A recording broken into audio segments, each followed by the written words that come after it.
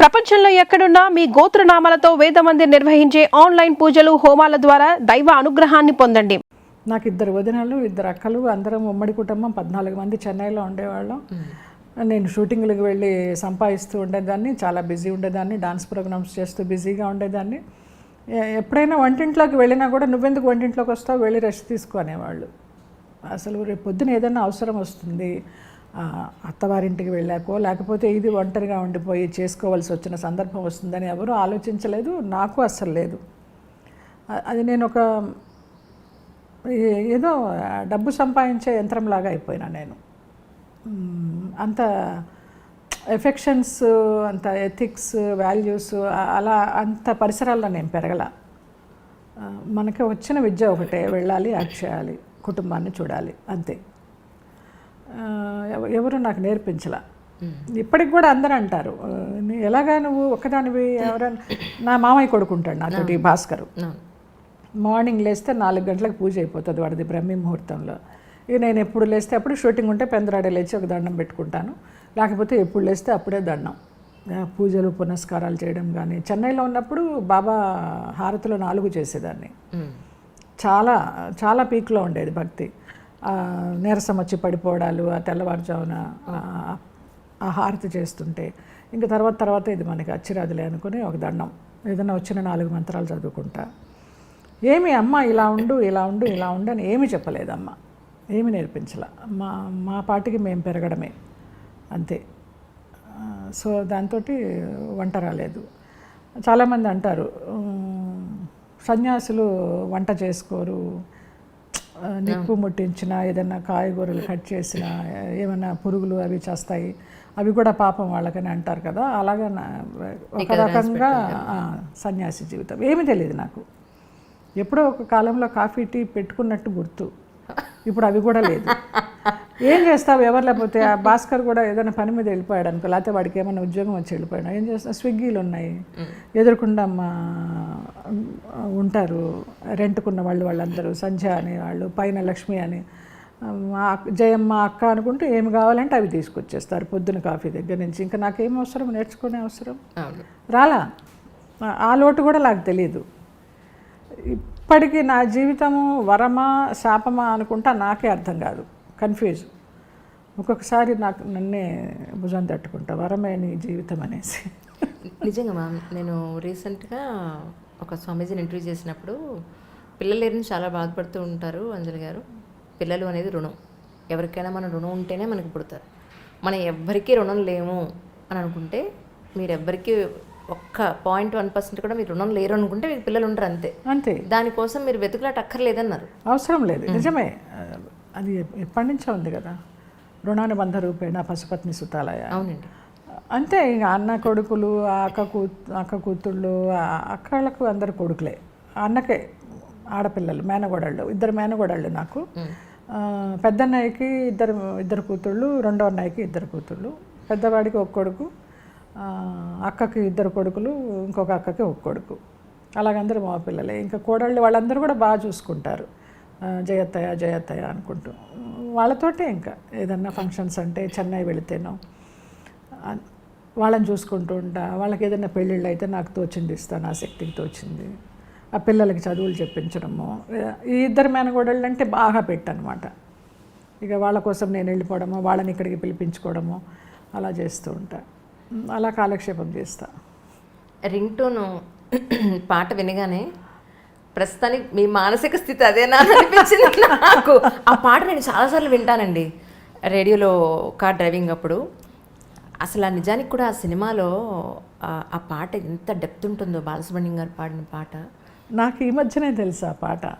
విన్న తర్వాత ఇందులో ఇదని వెంటనే ఏదో పాడుతూ తీయగలోనే సంథింగ్ జీ సరిగమపాలోనే ఎందులోనో పాడుతుంటే వాళ్ళు విని వెంటనే వింక్ మ్యూజిక్ ఓపెన్ చేసి అది వెతికి వెంటనే దాన్ని పెట్టేసుకున్నా. ఎంత బాగుందో నిజంగా.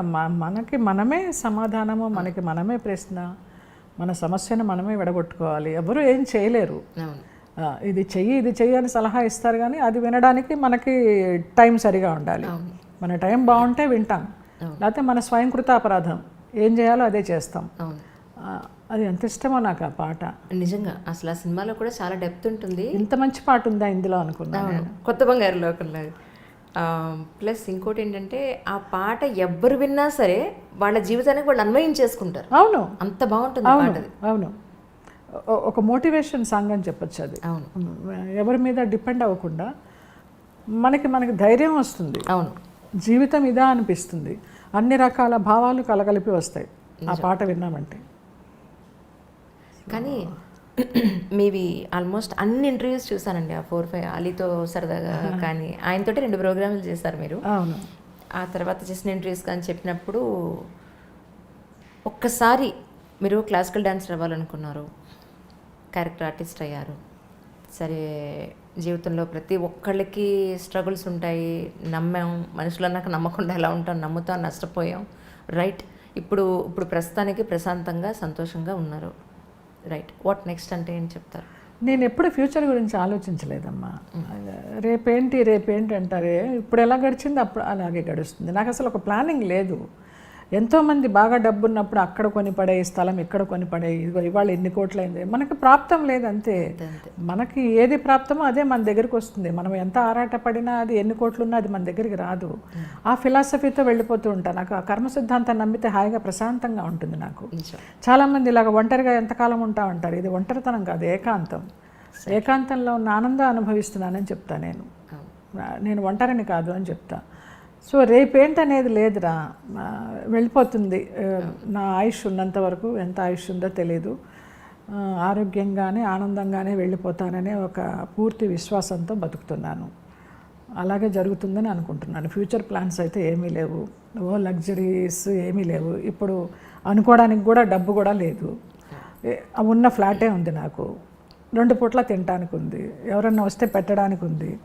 ఒక కుక్క నాకు రోజు వస్తూ ఉంటుంది ఇంటి ముందరికి. మా వాడి అలవాటు చేశాడు భాస్కర్. అది మా ఇంట్లోనే పుట్టింది, కింద సెల్లార్లో. అది ఇప్పుడు ఇంత పెద్దదైంది. దాన్ని దత్తుడు అని పిలుస్తూ ఉంటాను నేను. వచ్చేసి కరెక్ట్గా కూర్చుంటుందమ్మా. సాయంత్రం 6 గంటలప్పుడు దీపాలు పెట్టేవేళ ఇంకా దానికి పెరుగన్నమో పాలన్నమో ఏదో ఒకటి పెట్టేసి మంచినీళ్ళు పోస్తే తాగేసి వెళ్ళిపోతుంది, అంతే. ఎంత కాలంగా జరుగుతుందో ఇది. నాకు అదొకటి చాలా విచిత్రం అనిపిస్తుంది. అది రాకపోతే చూస్తూ ఉంటా, ఇదేంటి ఇవాళ రాలేదు దత్తుడు అనుకుంటా. మా వాడిని అడుగుతా, ఏంటో దత్తుడు రాలేదంటే ఏమో ఎక్కడన్నా దొరికిందేమో దానికంటే. అక్కడ ఉన్నాం మీకు, అక్కడ ఉంది నిజంగా. ఏంటో చిన్న చిన్న ఆనందాలు అంతే, పెద్దగా ఏమీ లేవు. ఒక్క మానస సరోవర్ వెళ్ళాలి నా జీవితంలో కోరిక, ఒక కోరిక. చాలా వరకు యాత్రలు చేశాను. ఆ మానస సరోవర్ తీసుకెళ్లే వరకు నన్ను ఆరోగ్యంగా ఉంచు. అక్కడికి వెళ్ళిన తర్వాత నీ ఇష్టం, నీలో ఐక్యం చేసుకుంటావా, మళ్ళీ వెనక్కి పంపిస్తావా, ఇంకా ఏమన్నా రుణానుబంధం ఉంటే నీ ఇష్టం అనుకుంటా. అది ఎప్పుడు వెళ్తానో తెలీదు. నెక్స్ట్ ఇయర్ ఏదో రోడ్డు వేస్తున్నారు, చైనా నుంచి వెళ్ళక్కర్లేదు అని ఏదో చెప్పారు. దానికోసం కలగంటున్నా. అంతవరకు ఆరోగ్యంగా ఉంచని, అంతే. ఆరోగ్యంగా బంగారంలో ఉంటారు మీరు. రమాప్రభు గారిని మళ్ళీ కలిసారండి తర్వాత? లేదమ్మా, ఎప్పుడన్నా ఫోన్లో మాట్లాడతాను. అవునా? మాట్లాడితే ఆవిడ మూడు సరిగా అంటే బాగా మాట్లాడతారు, లేకపోతే ఇక తెలిసిన విషయమే కదా, దెప్పి పొడుస్తారు. ఏంటి ఇంకా గుర్తున్నానా, చచ్చిపోయాను అనుకున్నానే నువ్వు ఫోన్ చేయకపోతే అంటారు. కొంచెం ఆ మాటలు వినాలంటే బాధ. సరేలే పెద్ద ఆవిడ అనిపిస్తుంది. ఎప్పుడు ప్లాన్ చేస్తున్నా మదనపల్లి వెళ్ళి చూద్దామని. నేను చిట్టిబాబు గారు వెళదాం బాబా అంటూ ఉంటా. వెళదామంటారు, కానీ ఇంకా చూసే సందర్భం ఇంకా ఏమి అందరికీ కలిసి రావడం లేదు. రాళ్ళపల్లి గారికి మీకున్న అనుబంధాన్ని ఒకసారి సందర్భంగా తలుచుకుందాం అండి. ఎందుకంటే రాళ్ళపల్లి గారితో 2-3 సార్లు నేను మాట్లాడినప్పుడు ఆరోగ్యం సహకరించట్లేదమ్మా, ఈటీవీ వాళ్ళకి ఏదో వంట ప్రోగ్రామ్ చేస్తున్నాను కానీ అస్సలు కూర్చోలేకపోతున్నాను. ఎక్కువ టైము వాళ్ళకు కూడా 15 గంట కూర్చుని ఒక 5 నిమిషాలు చేసి కూర్చుంటున్నాను. ఈసారి మా జయం వచ్చినప్పుడు నేను పిలుస్తాను, మనందరం కలిసి కవర్లు చెప్పుకుందామని 2-3 సార్లు నాతో. నిజంగా వాళ్ళ ఇంటికి వెళ్ళి భోజనం చేస్తుండేదాన్ని నేను. ఈ చిట్టిబాబు గారి ఇంటికి అన్నారు, అనంత్ ఇంటికి, రాళ్ళపల్లి గారి ఇంటికి, ఆ చలపతిరావు గారు మధురానగర్లో ఉన్నప్పుడు వాళ్ళ ఇంటికి అందరం కలిసి భోజనం చేస్తూ ఉండేవాళ్ళం. వంటలన్నీ చేసుకుని చక్కగా. ఆయన జల అని పిలిచేవారు, జయలలితని జల అని షార్ట్ ఫామ్లో పిలిచేవారు. ఎక్కువ వంశీ గారి పిక్చర్లన్నీ కలిసి చేసాము. ఆయన బావా అంటూ ఉంటాను. ఆ కూతురుతోటే ఆయన సగం చనిపోయినట్టే లెక్క, అలాగైపోయినారు ఆయన. మంచి ఫ్యామిలీ. భరణి గారికి కూడా గురుతుల్యులు ఆయన. అవునండి, అవును.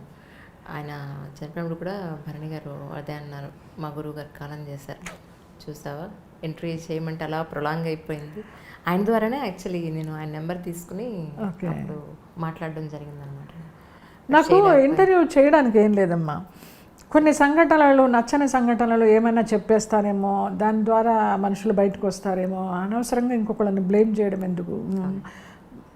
మన టైం ఇంతే, ఇప్పుడు ఫామ్లో లేము, అందుకని మనల్ని ఎవరు అంతగా పట్టించుకోవడం లేదు, చిన్న చూపు చూస్తున్నారు అనే ఒక ఫీలింగ్ ఉంటుంది. కానీ మళ్ళీ వాళ్ళని ఎందుకు బ్లేమ్ చేయడం, వాళ్ళ బిజీలో వాళ్ళు ఉంటారు. మనల్ని గుర్తుపెట్టుకోవాలనో లేకపోతే మనకి క్యారెక్టర్ ఇవ్వాలనో మనల్ని పలకరించాలనో వాళ్ళకి అవసరం లేదు.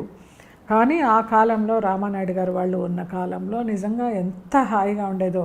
ఫోన్ చేస్తూ ఉండేవారు ఆయన, జయలలిత రాజలలిత కాసేపు కూర్చుందాము, కాఫీ తాగిపో, నాకు నిన్ను చూస్తే ఆత్మీయురాల్లాగా అనిపిస్తుంది, ఇప్పుడు వాళ్ళు ఎవరు సరిగా మాట్లాడరని. అట్లా ఏ ప్రొడ్యూసర్ అమ్మా పిలుస్తారు, స్టార్ ప్రొడ్యూసరు. ఇప్పుడు నేను మా టీవీ సీరియల్ పిల్లలే ఏదో చిన్న సినిమా తీసుకున్నారు, రుద్రం కోట అని. అయితే దానికి టైటిల్ లాంచ్ కోసం మోహన్ బాబు గారిని అడిగితే వెంటనే స్పందించి వచ్చారు. నాకు జయలలిత అంటే చాలా ఇష్టము, అమ్మాయి అంటే చాలా గౌరవం అని వచ్చారు, చేశారు. మీడియా వాళ్ళకు కూడా ఆశ్చర్యం. ఆయన వచ్చే నిమిషం దాకా నన్ను సతాయిస్తూనే ఉన్నారు, వస్తారా, నిజంగా వస్తారా అని. అదేంటండి అలాగ అడుగుతున్నారు అంత అపనమ్మకంగా, వస్తానని మాట ఇచ్చిన తర్వాత పెద్ద మనిషి మాట ఎట్లా తప్పుతారు అంటే వాళ్ళందరూ గుసగుసలు ఆడుకోవడం విని నిజంగా నాకు టెన్షన్ వచ్చి చెమటలు పట్టేసినాయి. ఏంటి రారా ఈయనని. కరెక్ట్గా దిగారు, టైంకి దిగారు ఆయన.